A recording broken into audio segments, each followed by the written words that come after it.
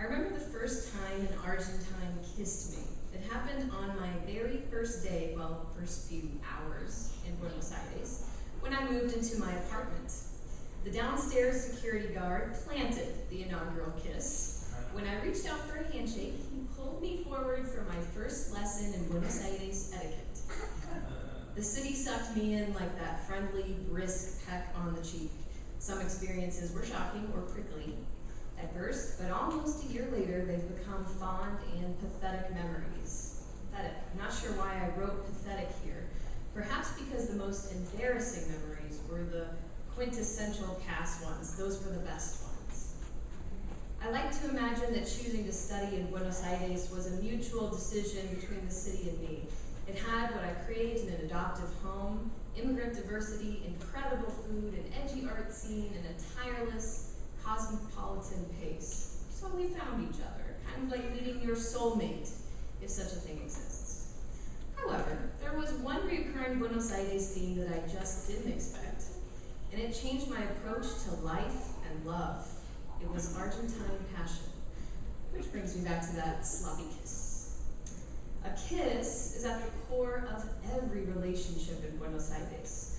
Before or immediately after learning someone's name, ready or not, you put their facial hair on your cheek.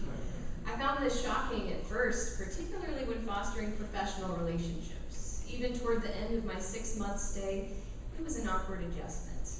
At first, my feminist ego was slightly crushed when a male colleague, teacher, fitness instructor, kissed me. It felt like an unwelcome invitation for un cafecito. With women, however, the hola kiss combo made friendships feel instantly age-old. In a few days, I mastered the casual kiss, mostly because there's just no way to dodge it. In the US, we typically don't pucker up with our coworkers, but I do have to give the kiss some credit. Naturally, when you touch first base with a stranger, chatting is the essential first step. Immediately following the porteño greeting, conversations and friendships just fall into place much quicker. The awkwardness was especially amusing to watch between two international students. I'll demonstrate. Barriers melted instantly because of this awkward two-step, shall we kiss or shall we shake? Tango, always between Americans. The brief physical contact induced flushed cheeks and embarrassed smiles. And the kiss is endearing. I miss it, honestly. Readjusting to the handshake has thrown me into this affection-hungry reverse culture shock windstorm. I'm standing in the middle of this cyclone, and although I am at home, I feel disconnected. And I can't differentiate between the present culture and my former Argentine existence, and I think it confuses my friends too. A few months after I returned to the state, I was packing up to leave the newsroom, and I blew my boss a goodbye kiss. And it wasn't until I got into my car that I realized the embarrassing mistake. Like, oh my gosh, he's gonna think I want a raise or something. I hesitate to draw conclusions about a city that I only briefly called home, but I will boldly speculate that Argentines are the most passionate people in the world. They express passion in more than just relationships. It fuels their lifestyle and their national identity. Without passion, Buenos Aires would be a blank canvas. The streets reek of passion, with couples, young and old, dancing while entwined in public milonga dances. Teenage couples in school uniforms feverishly make out after class on their apartment steps before parting ways for family dinners. Park benches are occupied and candlelit dinners are plentiful. On my flight to Buenos Aires, I sat sandwiched between two kissing couples, one in their mid-20s, other 70s, 80s.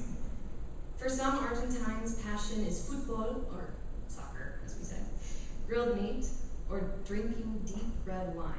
Intense emotion manifests itself in the art flaunted in public spaces, or belted out by starving musicians in subway stations. The passion is syrupy thick. You can feel it.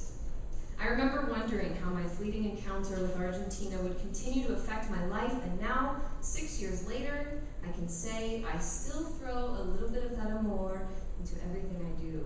For one, I still dance tango, although alone in my kitchen, while I make my morning coffee, and I tightly hug my friends whenever I can. I think that's the biggest thing. I approach relationships with absolute fervor through sharing a meal, a conversation, or just a small gesture of appreciation.